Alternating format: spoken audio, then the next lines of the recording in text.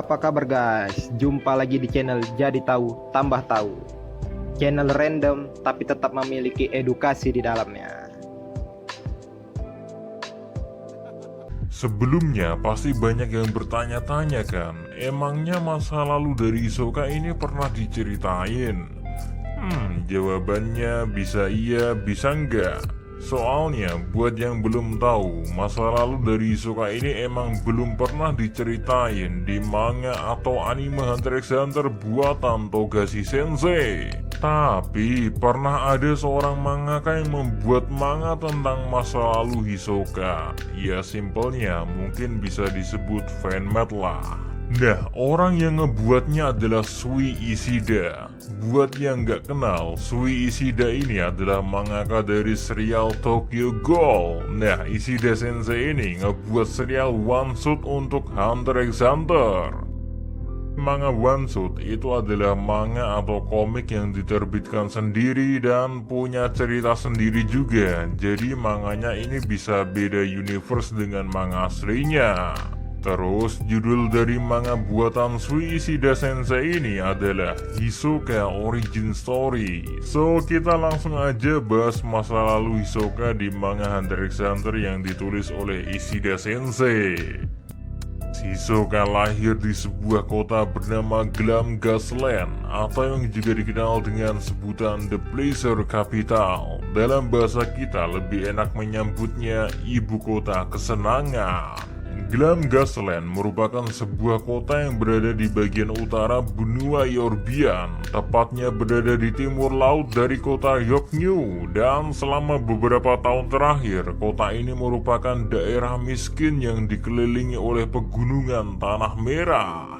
Namun meskipun kota miskin, ternyata kota tersebut memiliki sumber gas alam yang berharga. Sumber gas ini ditemukan oleh suku Glam Caravan. Suku Glam Caravan sendiri merupakan suku yang hidupnya tidak menetap atau biasa disebut nomaden. Tapi suku Glam Caravan ini meninggalkan kebiasaan nomadennya dan memilih menetap di dekat sumber gas alam tersebut.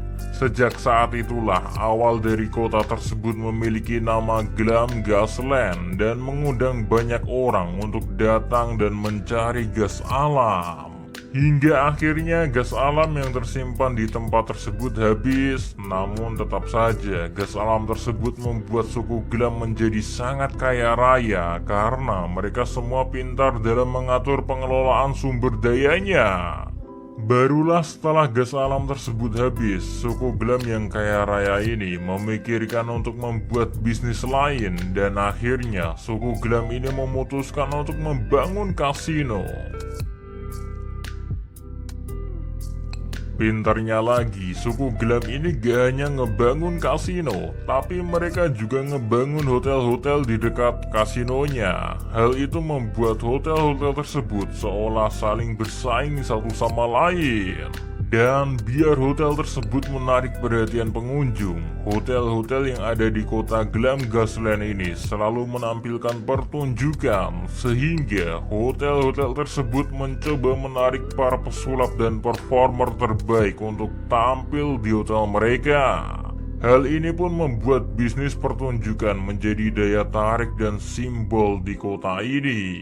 Disinilah awal mula diceritakan kalau Hisoka itu ditemuin oleh sebuah rombongan yang akan tampil di kota Glam Gasland. Hisoka pertama kali bertemu dengan rombongan bernama Moritonio. Keadaan Hisoka saat itu sedang terkapar. Rombongan Moritonio mencoba mengecek kondisi dari Hisoka dan akhirnya Hisoka pun mengikuti rombongan Moritonio karena dia juga tidak punya tempat tinggal atau tempat untuk pulang. Di sini kita juga diceritakan sedikit asal-usul kemampuan bermain kartu dari Hisoka. Hisoka mengatakan bahwa dia diajarkan cara bermain kartu oleh ibunya. Ibu Hisoka sepertinya sangat pandai dalam bermain kartu, sehingga bisa mengajarkan permainan kartu pada Hisoka. Tapi sepertinya bakat Hisoka bukanlah dalam bermain kartu ataupun sulap, melainkan Hisoka ternyata mampu mempelajari sesuatu dalam waktu yang singkat. Bahkan lebih hebatnya lagi, Hisoka mampu mempelajari sesuatu hanya dengan melihatnya dalam sekilas.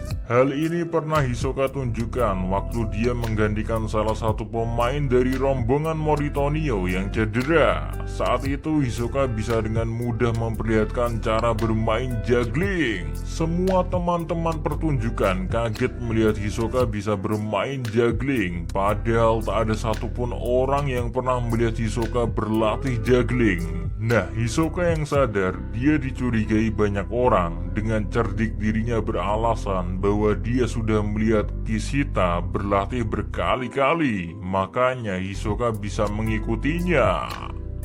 Well, sebagai perbandingan saja betapa jenisnya Hisoka ya, ia sudah sendiri yang merupakan lawan bermain Kishita, membutuhkan waktu 12 tahun untuk menguasai semua trik juggling tersebut.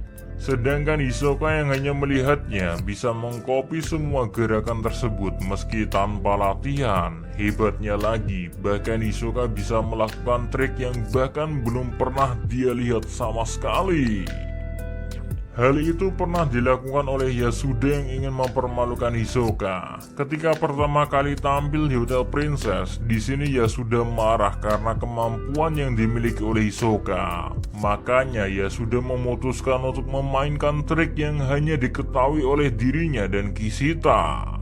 Namun sayangnya Hisoka masih tetap mampu mengikuti trik tersebut karena refleksnya. Walau menurut tebakan Moritonio, kemampuan Hisoka ini berasal dari bawaan lahirnya. Hisoka memanglah terlahir jenius, khususnya dalam kemampuan perasaannya, bagaimana setiap indranya bisa merasakan sesuatu secara natural. Contohnya saat Hisoka mampu melihat aura dari Moritonio, meskipun dia sama sekali belum memiliki pemahaman mengenai itu. Hisoka yang sama sekali belum mengetahui apapun tentang Nen, namun sudah dapat merasakan yang namanya aura. Belum lagi menurut Moritonio, Hisoka juga memiliki kemampuan observasi yang tinggi, sehingga dia dapat mempelajari apapun di sekitarnya. Saat Moritonio merasa bahwa Hisoka ini memiliki bakat yang luar biasa, dia pun memutuskan untuk mengajari Hisoka cara menggunakan Nen. Di sini, Hisoka kecil belajar bersama dengan seorang gadis bernama Abaki. Abaki lah yang pertama kali memperlihatkan Hisoka cara menggunakan Ten dan Ren.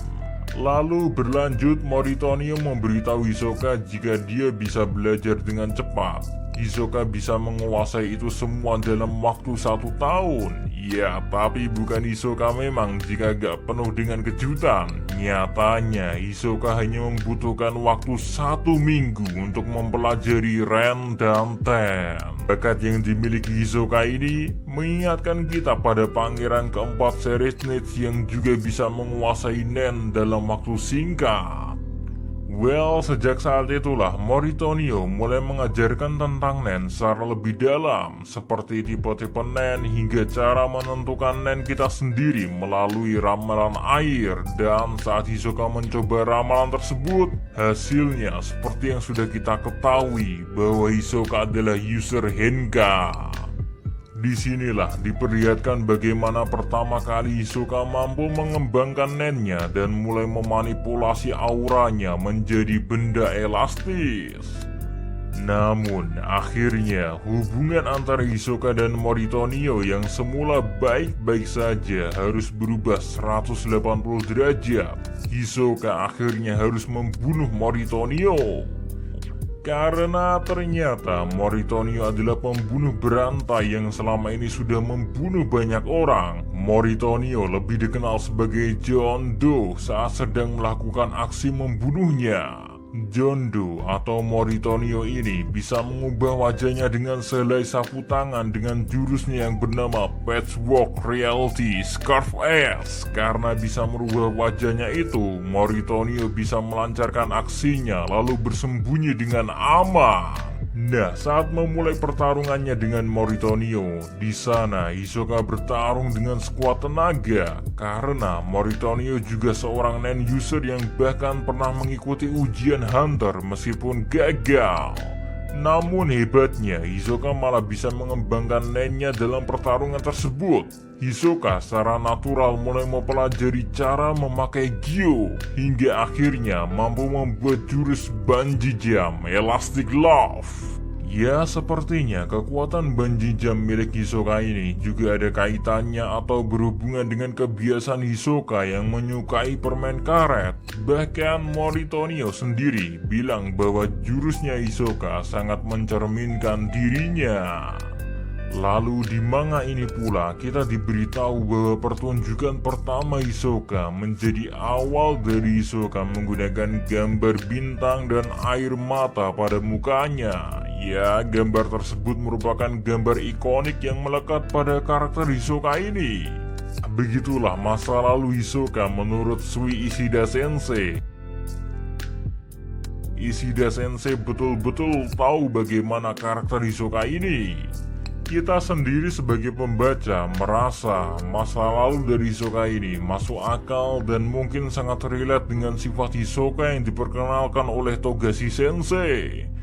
Walau memang patut diakui manga ini bukanlah canon, gambaran Hisoka kecil memiliki sifat misterius, aneh, dan gak bisa ditebak yang memang mewakili karakteristik Hisoka yang selama ini kita kenal. Bagaimana pendapatmu dengan kisah masa lalu Hisoka ini?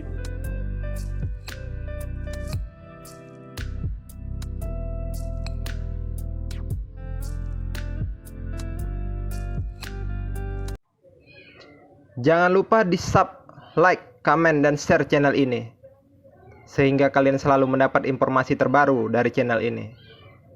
Ingat, jadi tahu, tambah tahu. Terima kasih.